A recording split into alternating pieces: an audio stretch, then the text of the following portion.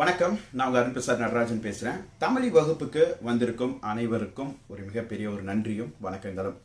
So நம்மளுடைய தமிழ் ஸ்கிரிப்டை கற்றுக்கிறதுக்கு இவ்வளோ பேர் ஆர்வம் காட்டுவீங்க அப்படின்னு என்னால் யூகித்து கூட பார்க்க முடியவில்லை. ஏனென்றால் இதுக்கு முன்னாடி நிறைய பேர் கிளாஸில் சேர்ந்துருக்காங்க. ஆனால் மேக்ஸிமம் ஸ்ட்ரென்த்தே ஒரு 25 பேர் தான். ஆனால் இப்போ பார்த்தீங்கன்னா 125 பேருக்கு மேலே தாண்டி போயிருக்கு. ஸோ அது எனக்கு ரொம்ப ரொம்ப மகிழ்ச்சியாக இருந்தது. ஸோ தமிழி ஸ்கிரிப்டுக்குள்ளே நம்ம போகிறதுக்கு முன்னாடி, இல்லைன்னா அந்த ட்ரைனிங் செஷன் போகிறதுக்கு முன்னாடி இது ஒரு இன்ட்ரோ வீடியோவை நீங்கள் எடுத்துக்கலாம். சரி, நான் யார் அப்படின்னு சொல்லி பார்த்தீங்கன்னா சில பேருக்கு தெரிஞ்சிருக்கலாம், பல பேருக்கு தெரியாமல் இருக்கலாம். ஸோ என் பெயர் அருண்பிரசாத் நடராஜன். நான் மும்பை பேஸில் ஒரு கம்பெனியில் சாஃப்ட்வேர் ப்ராஜெக்ட் மேனேஜராக ஒர்க் பண்ணிட்டு இருக்கேன். ஸோ தமிழ் மீதும், தமிழ் மொழியின் மீதும், தமிழ் வரலாற்றின் மீதும் ஆர்வம் கொண்டதால் தமிழை பற்றி தெரிஞ்சுக்கிட்டேன், கற்றுக்கிட்டேன். அதுக்கப்புறம் ராஜராஜ சோழனுடைய காலகட்டத்தில் எழுதப்படும் கல்வெட்டுகள் கற்றுக்கிட்டேன். நிறைய வரலாற்று விடயங்களை கற்றுக்கிட்டு அதுக்கப்புறம் சண்டே டிஸ்டர்பர்ஸ் அப்படிங்கிற ஒரு யூடியூப் சேனலில் நான் கற்றுக்கிட்ட விடயங்களை எல்லாம் போஸ்ட் பண்ணிக்கிட்டு இருந்தேன். ஸோ இப்போ இந்த கல்வெட்டும் பலருக்கும் சொல்லிக் கொடுக்கலாம் அப்படிங்கிற ஒரு எண்ணமும் எனக்குள்ள தோன்றியது. காரணம் என்னவென்றால், நான் இந்த கல்வெட்டு எல்லாம் நான் யாருடைய உதவியும் கொண்டு படிக்கவில்லை, நானே படித்தது. சரிங்களா? ஸோ என்னுடைய புரிதலை கொண்டு நான் இந்த கிளாஸை நான் எடுக்க போகிறேன். ஸோ உங்களுக்கும் இது ரொம்ப எளிதான முறையில் புரியும்னு நான் நினைக்கிறேன். ஸோ இதுதான் என்னுடைய ஷார்ட்டான ஒரு இன்ட்ரோ. இப்போது இந்த தமிழ் வகுப்புகளை போகிறதுக்கு முன்னாடி சில பேருக்கு நிறைய விடயங்கள் தெரிஞ்சிருக்கலாம். ஸோ தமிழ்னா என்னன்னு தெரியும், கல்வெட்டுனா என்னன்னு தெரியும், அசோகன் பிராமினா என்னன்னு தெரியும், வட்டெழுத்துக்கள்னா என்னன்னு தெரியும்னு ஏகப்பட்ட விடயங்கள் தெரிஞ்சிருக்கலாம். ஆனால் சில பேர் இருக்காங்க, சரிங்களா, என்ன மாதிரி ஒரு ஆட்கள், சரிங்களா, அவங்களுக்கு என்னென்னா, இதனையா தமிழுங்கிறாங்க, அசோகன் பிராமிங்கிறாங்க, தமிழ் பிராமிங்கிறாங்க, கிரந்த எழுத்துக்கள்ங்கிறாங்க, வட்ட எழுத்துக்கள்ங்கிறாங்க, ராஜராஜ சோழன் காலகட்டத்தில் பயன்படுத்தின எழுத்துங்கிறாங்க, ஒன்றுமே புரியலையே அப்படின்னு சொல்லிட்டு சில பேருக்கு, இல்லை பல பேருக்கு கூட இந்த கேள்விகள் இருக்கலாம். அப்படிப்பட்ட கேள்விகள் உருவானவன் தான் நானும். ஏன்னா எனக்கும் ஒரு இந்த 4 வருடங்களாகத்தான் நான் தமிழ் மீதும் இந்த வரலாற்றின் மீதெல்லாம் ஆர்வம் கொண்டு உள்ளே போயிட்டு இருக்கேன். ஸோ அதுக்கு முன்னாடி கேட்டிங்கன்னா எனக்கும் என்னென்னமோ சொல்கிறாங்களே, என்னப்பா இது அப்படின்னு சொல்லிட்டு எனக்கு ஒரு மிகப்பெரிய ஒரு கேள்வி தான் இருந்தது. ஸோ அந்த மாதிரி கேள்வியோடு நீங்கள் வந்துருந்தீங்கன்னா உங்களுக்கான பதிவு தான் இது. ஸோ இல்லைப்பா, எனக்கெல்லாம் ரொம்ப நிறைய விஷயங்கள் தெரியும் அப்படின்னு சொல்லி யாராவது வந்துருந்தீங்கன்னா அவங்களுக்கு இது ரொம்ப ரொம்ப பேசிக்காக இருக்கும். ஸோ அதற்காக பொறுத்தருங்க.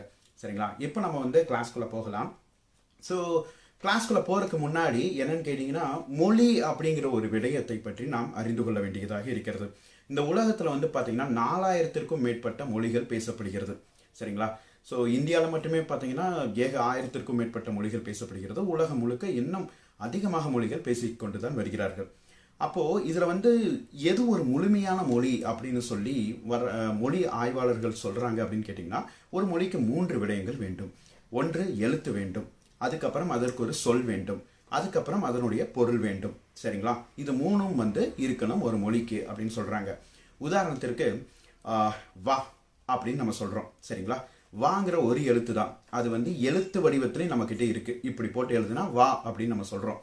சரிங்களா? வான் அப்படின்னு நம்ம சொன்னோம்னா அதற்கு ஒரு பொருளும் இருக்குது. என்னென்னா இங்கே வரணும் அப்படிங்கிறதுக்கான பொருள் தான்.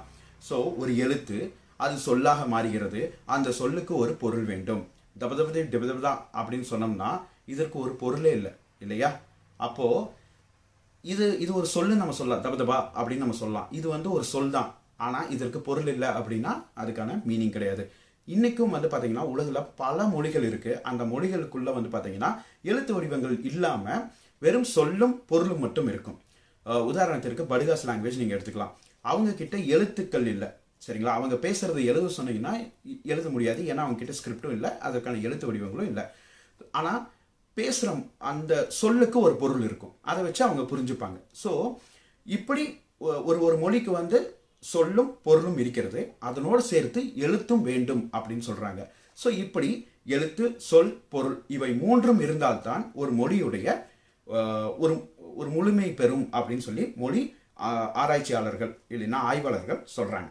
அதே மாதிரி நம்மளுடைய தமிழ் மொழிக்கு என்ன ஒரு சிறப்புன்னு கேட்டிங்கன்னா, நம்மளுடைய தொல்காப்பியர் 2000-3000 ஆண்டுகளுக்கு முன்னாடியே ஒரு இலக்கண நூலை நம்மளுக்கு கொடுத்துட்டு போயிட்டார். அந்த இலக்கண நூலை அவர் எப்படி எழுதியிருக்காரு அப்படின்னு கேட்டிங்கன்னா, முதல்ல எழுத்ததிகாரம், சொல்லதிகாரம், பொருளதிகாரம், ஒரு மொழிக்கு என்ன வேண்டுமோ அவை அனைத்தும் தமிழ் மொழியில் இருக்கிறது அப்படின்னு சொல்லிட்டு ஒரு என்சைக்ளோபீடியா மாதிரி எல்லாத்தையும் கொடுத்துட்டு போயிட்டார். ஸோ இது நம்மளுடைய மொழிக்கு ஒரு மிகப்பெரிய ஒரு சிறப்பு. ஸோ அதுக்கப்புறம் தான் ஒரு இலக்கிய நயம் வேண்டும், லிட்ரேச்சர் வருது, அதுக்கப்புறம் இலக்கணம் வருது. இதெல்லாமே ஒரு மொழிக்குள்ளே இருந்தால் மட்டுமே தான் அது ஒரு செம்மொழி அந்தஸ்தை அது பெறும் அப்படின்னு சொல்லிட்டு உலகத்தில் இருக்கிற மொழி ஆய்வாளர்கள் இல்லைன்னா வரலாற்றை நேசிப்போர் அப்படின்னு சொல்லிட்டு பல பேர் சொல்கிறாங்க. ஸோ அதை வைத்து பார்க்கும் பொழுது நம்மளுடைய தமிழ் மொழிக்கு அனைத்தும் இருக்கிறது அப்படிங்கிறது ஒரு வேல்யூ ஆடடாக வச்சு நம்ம தமிழ் மொழிக்கு ஒரு செம்மொழி அந்தஸ்தும் நம்மளுக்கு கிடைச்சது. சரிங்களா? இப்போது இது வந்து உங்களுக்கு ஓவராலாக ஒரு மொழினா என்ன, அதுக்கு 3 விடயங்கள் தேவை. ஒன்று எழுத்து, ஒன்று சொல், இன்னொன்று பொருள். இவை 3ம் வேண்டும் அப்படின்னு உங்களுக்கு தெரியுது. ஸோ இந்த 3ம் வந்து தமிழ் மொழியிலையும் இருக்கிறது அப்படின்னு சொல்லி உங்களுக்கு தெரிய வந்துருச்சு. ஸோ இதை அப்படியே வச்சுருவோம். இப்போ ஸ்கிரிப்ட், எழுத்துன்னு சொன்ன பார்த்தீங்களா, அதுதான் ஸ்கிரிப்ட். சரிங்களா? இந்த ஸ்கிரிப்ட் வந்து பார்த்தீங்கன்னா ஒரு மொழியை எழுதுவதற்கு நீங்கள் எந்த ஸ்கிரிப்ட் வேணாலும் பயன்படுத்தலாம். தமிழ் மொழியை எழுதுறதுக்கு நீங்கள் ஆங்கிலம் கூட பயன்படுத்தலாம். உருதுவை எழுதுறதுக்கு நீங்கள் தமிழ் கூட பயன்படுத்தலாம். உருது லாங்குவேஜ் வந்து உருதுலேயும் எழுதுவாங்க, தமிழ் மொழியிலையும் எழுதுவாங்க. சரிங்களா? அப்படியும் அவங்க வந்து நிறைய பேர் படித்து அதை வந்து எழுதுறாங்க. சரிங்களா? இது வந்து வரலாற்று ரீதியாக காலங்காலமாக அது வந்து பண்ணிட்டு வராங்க. ஸோ அதே மாதிரி நீங்கள் வந்து பார்த்தீங்கன்னா ஒரு உதாரணத்திற்கு நான் சொல்கிறேன். நீங்கள் ஒருத்தங்களுக்கு மெசேஜ் அனுப்புறீங்க. சரிங்களா? வாட்ஸ்அப்பில் என்ன அனுப்புறீங்கன்னா என்ன பண்ணுறீங்க அப்படின்னு சொல்லி அனுப்புறீங்க. ஸோ இதை வந்து நீங்கள் டைப் பண்ணுறீங்க, ENNA என்ன PAN பண்ணறீங்க அப்படின்னு சொல்லிட்டு நீங்கள் இங்கிலீஷில் டைப் பண்ணுறீங்க. இப்போது இங்கே நீங்கள் பேசப்பட்ட மொழி என்ன அப்படின்னு கேட்டிங்கன்னா தமிழ் மொழி. என்ன பண்ணுறீங்க அப்படின்னு சொல்லி கேட்டிருக்கிறீங்க. ஸோ பேசப்பட்ட மொழி என்ன? தமிழ் மொழி. சரிங்களா? சொல் என்ன? தமிழ் சொல். பொருள் எதில் வருது? தமிழில் தான் வருது. ஆனால் நீங்கள் எழுதின ஸ்கிரிப்ட் என்னது? இங்கிலீஷ். சரிங்களா? ஆங்கிலம் கொண்டு நீங்கள் தமிழ் மொழியை எழுதியிருக்கிறீர்கள். ஸோ இதே மாதிரி வேற ஒரு ஸ்கிரிப்டை எடுத்துகிட்டு வந்து வேற ஒரு மொழியை நம்மளால உருவாக்க முடியும், பேச முடியும், அதாவது எழுத முடியும். அப்படிங்கிறது தான் இந்த ஸ்கிரிப்டும் மொழிக்கும் உள்ள வேறுபாடுகள். அப்படி வைத்து பார்க்கும் பொழுது 2000 வருடங்களுக்கு முன்னாடி நம்மளுடைய தமிழ் மொழியை எழுதுவதற்காக பயன்படுத்தப்பட்ட வடிவம் தான் தமிழ். சரிங்களா? அதே 10ஆம் நூற்றாண்டில் ராஜராஜ சோழன் காலகட்டத்தில் பயன்படுத்தப்பட்ட தமிழ் கல்வெட்டுன்னு சொல்லுவாங்க, தமிழ் எழுத்துக்கள்னு சொல்லுவாங்க. அதற்கு முன்னாடி வட்ட எழுத்துக்கள்னு சொல்லுவாங்க. அதுக்கப்புறம் இன்னைக்கு நம்ம எழுதிட்டு இருக்கிற எழுத்து வடிவங்களுக்கு எந்த ஒரு பெயரும் கிடையாது. அதுக்கு வந்து நம்ம தமிழ்னே சொல்லிட்டோம். ஸோ ஸ்கிரிப்டோட பேரும் தமிழ், நம்ம எழுதுகிற மொழியும் தமிழ் அப்படின்னு சொல்லி நம்ம கொண்டு வந்துட்டோம். சரிங்களா? ஸோ இப்போ உங்களுக்கு வந்து உதாரணத்திற்கு நான் சொல்கிறேன்.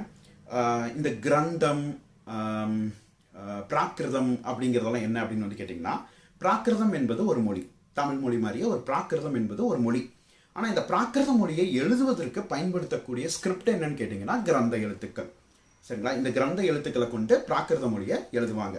அதே மாதிரி தமிழ் மொழியை எழுதுவதற்காக பயன்படுத்தப்பட்ட ஸ்கிரிப்ட் என்னன்னு கேட்டிங்கன்னா தமிழ் எழுத்துக்கள். சரிங்களா? ஸோ இதே மாதிரி சான்ஸ்கிரிட்டை வந்து நீங்கள் வந்து சான்ஸ்கிரிட்டுக்கு எழுத்து வடிவங்கள் கிடையாது. அப்போது அது வந்து இன்னொரு மொழிக்கிட்ட இருந்து இல்லைன்னா இன்னொரு மொழியுடைய எழுத்து வடிவங்களை வாங்கிட்டு வந்தால் சான்ஸ்கிரிட்டை எழுதுவாங்க. ஸோ இப்போ உங்களுக்கு வந்து ஒரு எழுத்துனா என்ன, அதனுடைய அதாவது ஸ்கிரிப்ட்னா என்ன, அந்த ஸ்கிரிப்டை எங்கே பயன்படுத்துகிறாங்க, ஒரு மொழிக்கு எழுதுவதற்காக பயன்படுத்துகிறாங்க. ஸோ எந்த ஸ்கிரிப்டை வேணாலும் வச்சு எந்த மொழியை வேணும்னாலும் எழுதலாம் அப்படிங்கிறது தான் உண்மை. சரிங்களா? ஸோ உங்களுக்கு வந்து என்ன தெரியுமோ அதை நீங்கள் வச்சு எழுத முடியும். இப்போ அடுத்தது ஒரு மிகப்பெரிய ஒரு விஷயமா நம்ம உள்ளுக்குள்ளே போக போகிறோம். என்னன்னு கேட்டிங்கன்னா, சரி இந்த ஸ்கிரிப்டெல்லாம் எப்போ இருந்து வந்தது, யார் கண்டுபிடிச்சாங்க, யார் எழுதுனாங்க, ஒட்டுமொத்த இந்தியாவிலே ஒரே ஸ்கிரிப்ட் தான் இருந்ததா, அப்போ எல்லாருக்கும் ஒரே மொழி தான் பேசப்பட்டுச்சா அப்படின்னு சொல்லிட்டு பல கேள்விகள் எழலாம். ஸோ அதற்கான விடை என்ன அப்படின்னு கேட்டிங்கன்னா, கிட்டத்தட்ட 100 வருடங்களுக்கு முன்னாடி வாழ்ந்துட்டு இருந்த இந்தியர்களுக்கே, சரிங்களா, கன்னடா பீப்புள், தமிழ் பீப்புள், ஆந்திரா, யாரை வேணாலும் நீங்கள் எடுத்துக்கோங்க, யாருக்குமே இந்த பிராமி எழுத்துக்கள் இல்லைன்னா கல்வெட்டுகளில் என்ன இருக்குன்னே தெரியல. சரிங்களா? ஒரு குட்டியாக ஒரு ஸ்டோரி ஒன்று சொல்கிறேன். சரிங்களா? நல்லா கேளுங்க. என்ன ஸ்டோரி அப்படின்னு கேட்டிங்கன்னா, இந்த ஆங்கிலேயர்கள் வந்து ஆட்சி செஞ்சுட்டு இருக்கிறாங்க. ஃப்ரெஞ்சு ஒரு பக்கம், டச்சு ஒரு பக்கம், எல்லாரும் வந்து நம்மளுடைய இந்தியாவை வந்து கூறு போட்டு ஆட்சி செஞ்சுட்டு இருக்காங்க.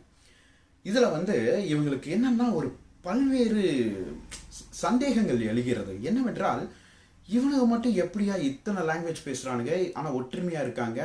ஒரு கட்டிடக்கலைனா வான உயர்ந்த கோபுரங்கள் போல ஒரு கோயில் கட்டி இருக்கிறாங்க, அணை கட்டி இருக்கிறாங்க, ஒரு சிஸ்டமேட்டிக்காக ஒரு ஃப்ளோ வச்சுருக்கிறாங்க, இப்படி தான் வேலை செய்யணும், இப்படி தான் கூலி தரணும், விவசாயத்துக்கு வச்சுருக்கிறாங்க, கப்பல் கட்டுறாங்க.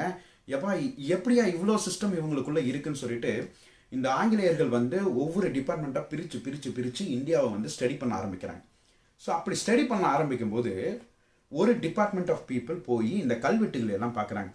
அப்போ அந்த பகுதியில் இருக்கிற மக்களை எல்லாம் கூப்பிட்டு இது என்ன எழுதியிருக்கு அப்படின்னு சொல்லி எல்லாம் கேட்கும்போது அவங்களுக்கும் அது படிக்க தெரியல. ஏன்னா 100 வருஷங்களுக்கு முன்னாடி வந்தவங்களுக்கு எப்படி தெரியும்? 1000 வருடங்கள் 2000 வருடங்களுக்கு முன்னாடி எழுதின ஒரு ஸ்கிரிப்ட் எதுவுமே தெரியாது இல்லையா? ஸோ அப்படி தெரியாத வண்ணம் இருக்க இவங்க போய் இதெல்லாம் எப்படிப்பா கற்றுக்கிறது அப்படின்னா தெரியல அப்படின்னு சொல்லிட்டாங்க. சரி வேற யாராவது தெரியுமான்னு கேட்டாங்கன்னா தெரியாது அப்படின்ட்டாங்க.